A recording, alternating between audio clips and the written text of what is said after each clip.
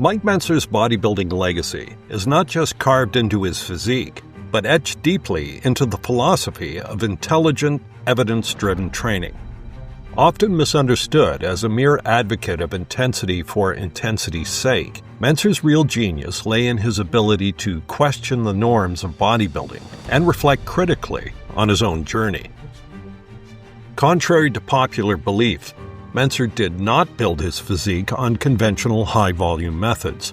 In fact, the most substantial and efficient gains of his career came through a radical departure from the traditional path, through a system emphasizing intensity, brevity, and infrequency. Early sensible training and rapid gains, ages 12 to 15. How did you first learn about bodybuilding, and how did you first know that this is what you wanted to devote a large portion of your life to? Well, it's one of those proverbial, often heard stories in bodybuilding. I was at a drugstore with my mother in my hometown of Ephrata, Pennsylvania, and while she was off doing some shopping, I was looking over the magazines, and all of a sudden my attention was arrested by the sight of a muscle man, and I knew instantly, there was no lag time, this is what I was going to be, and it was a love affair, and I've been doing it ever since. Mentzer began bodybuilding at age 12, following the guidance of a simple booklet that came with his first weight set. The early program advised training no more than 3 days a week, with 3 sets per body part, a straightforward and measured approach. By age 15, he had gained an astonishing 70 pounds, growing from a 95-pound boy with 9-inch arms to a 165-pound teenager with 15.5-inch arms. From the time I started bodybuilding at the age of 12 until I was 15, I had actually trained in a relatively sensible and productive manner. Just how sensible and productive I was not to discover for a number of years. Yet Mentzer was not one to let ego obscure facts. He was clear that these gains weren't due to training alone. In those 3 years, with some credit to post-pubescent development, I made the best progress of my life. This acknowledgement reveals a rare humility and a nuanced understanding of the biological realities underpinning muscular development. It's a hallmark of Mentzer's intellectual honesty, something that would later define his challenge to bodybuilding dogma. The high-volume detour, ages 15 to 19. Encouraged by bodybuilding magazines and the training practices of top competitors, Mentzer abandoned his original regimen and adopted the prevailing high-volume model, working out 6 days a week, sometimes up to 3 hours a day, and performing up to 30 sets per body part. My first big error, and it was a whopper, was deciding to forsake my little training book and begin to train like I'd heard all the top bodybuilders trained. Though this period resulted in another 20 pounds of muscle gain, the returns were diminishing.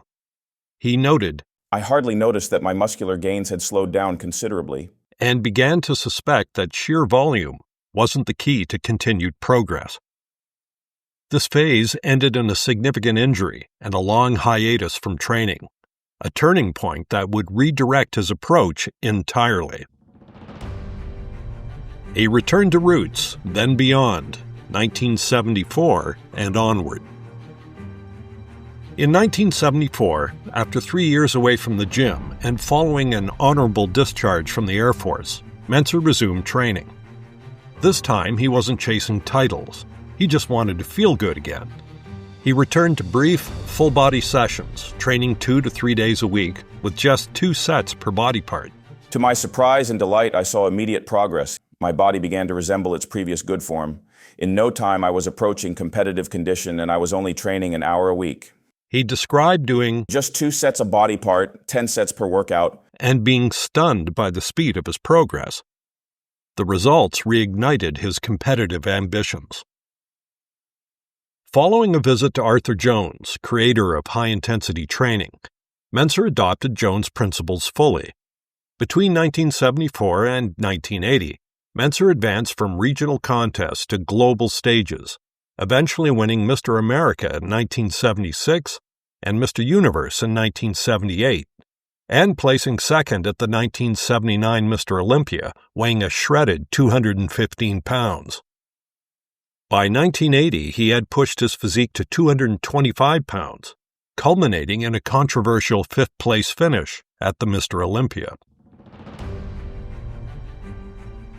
quantifying the journey.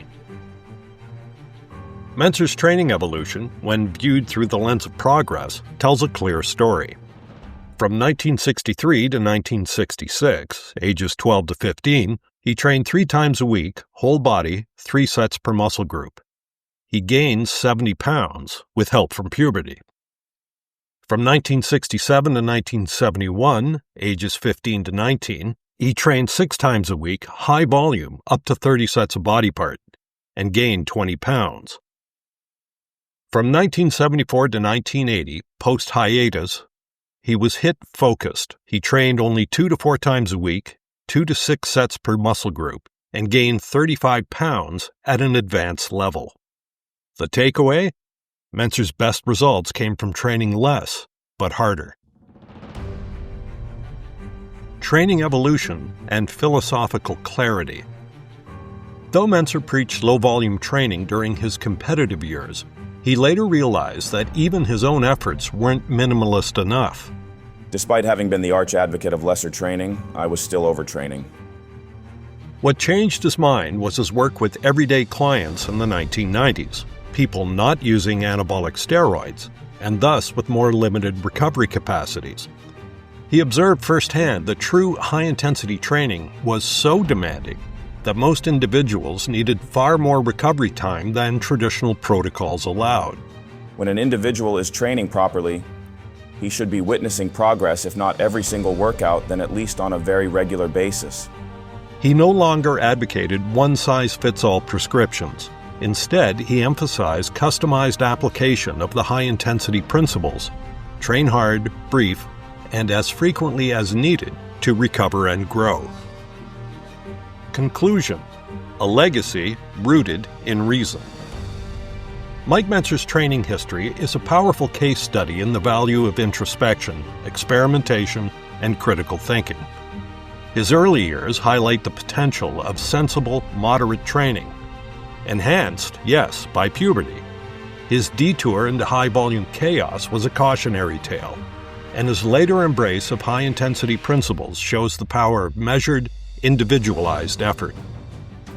He left us with more than training advice. He left a philosophy, one that says progress doesn't come from blind effort, but from intelligent application. Everybody needs intense contractions to stimulate growth, but what the individual has to work with is just how much volume and frequency he can tolerate. In a world of excess, Mike Mentzer stood for precision, and in doing so, he reshaped the very idea of what it means to train effectively.